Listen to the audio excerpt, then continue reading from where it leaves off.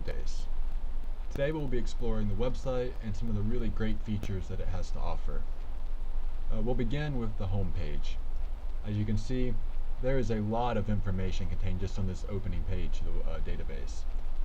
We have journal listings, announcements, and a latest article blog of sorts right here in the center of the page. To begin with, we're going to go to the Find Journal search bar on the left-hand side of the home page. There are actually two ways to search journal titles from the home page, but this is a good place to start, and we will look at the second option in just a moment. So right here you can see the Find Journal search box. If you already know the name of the journal you're looking for, or are generally familiar with the types of journals offered by MDPI, you can run a simple keyword search such as health, English, math, etc., and see what the search retrieves. Directly under this search bar is the Browse by Indexing option. And this is perhaps most useful if you're involved in some serious research that requires you to have a very clear trail or documentation of the journals you are using. I can give you an idea. Let's look at, we'll look at Scopus.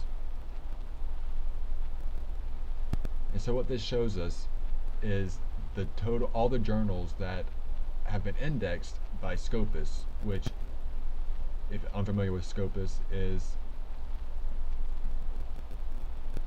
it's a specific indexing database. So it just basically takes all different journal titles and indexes it into one easy-to-use database. So let's go back.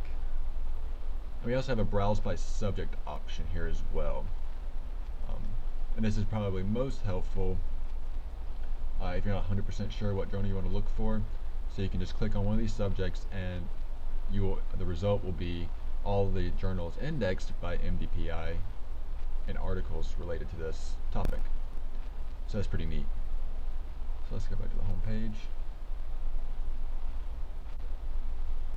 So if we scroll down to the bottom, I mentioned that there's a second way you could look up journal titles, and that's right here. You can click all journals, and you can get a comprehensive list of every journal offered by MDPI.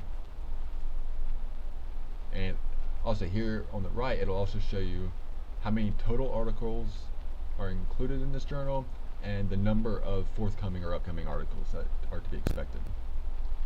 So, one last little thing to show you on this home page is at the very bottom here, you basically have a combination of both. You have subjects here as well as journal titles here in this really convenient scroll box.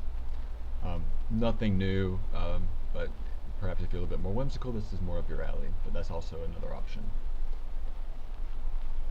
So let's go back up here, and we're going to run a practice search just to demonstrate how different articles can be retrieved from the various journal titles. So let's see, we're going to go up to the search box here, and as far as simple search interfaces go, the MDPI is pretty detailed. Actually, it allows right here in the very simple search box, you have title linked with author, as well as you can specify the journal and article type. That's pretty detailed considering when most search or simple search bars are just a single keyword bar. However, I am going to jump straight to the advanced search. I usually just prefer it. I think it's a little bit simpler. You can get straight to your resources a little bit quicker. So let's see. And as you can see, it doesn't look very impressive, especially when compared to the simple search box. And actually, we actually have a couple of different options that popped up here, including section number, special issue. But the true power of the advanced search is the use of Boolean operators and or. I'm not going to go into operators here or specific search techniques or tips. That'll be in an upcoming video. But just so you know, you can also use truncation, and that will also be I'll be going over that in the next research video as well. But for right now, we're just going to use a Boolean search. And let's see, let's do philosophy and science. Why not?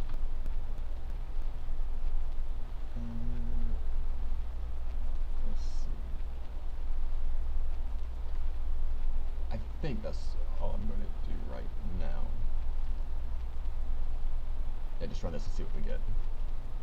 Okay, so we retrieved 152 results.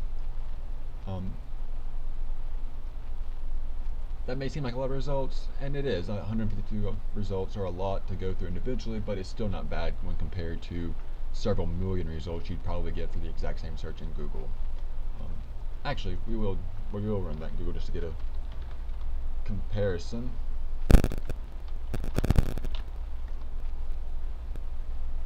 Yes, 374 million results. So 152 looks pretty good to me.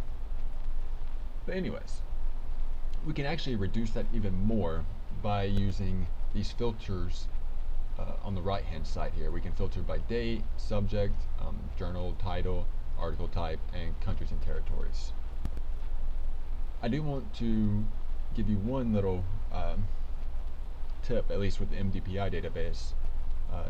Don't be tricked into assuming that countries and territories means the language that the article has been written in. So if you were to only click USA, thinking that, oh, it'll just retrieve English articles, you may be missing out on some very good resources. What this means is the country of origin. So let's do it. Let's just click on China real quick. And let's see. And then run our search again.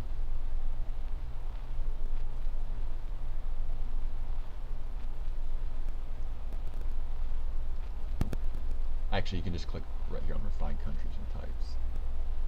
And that should, yeah, 37. And just by looking over it, it doesn't look like there's a single one in Chinese. It looks like they're all in English. So these are some really great resources you would have missed out on if you had wrongfully assumed that meant language. So let's actually go back. We'll remove that. And wait for it to finish loading. There we go. But one thing we can use to filter this out a little bit is the year range. Because of the nature of our question, philosophy and science, we want the most recent information available. So let's make this into the last, we'll do 5 years. That's a pretty good margin for any science, anything from 5 years. Maybe even 3 years would probably be better, but we'll do 5 and see what we come up with. And we knocked it down 20 articles fairly easily. But I hope that you can see that with the use of judicious filters, you can greatly reduce the number of articles that are retrieved, and you get more and more specific and hopefully relevant to your topic of research. So that's all for this video, and as always, I hope you'll take the time to dive in and really explore it for yourself and practice running some various searches using different combinations of filters and keywords and just see what you come up with. The best practice is practical demonstration.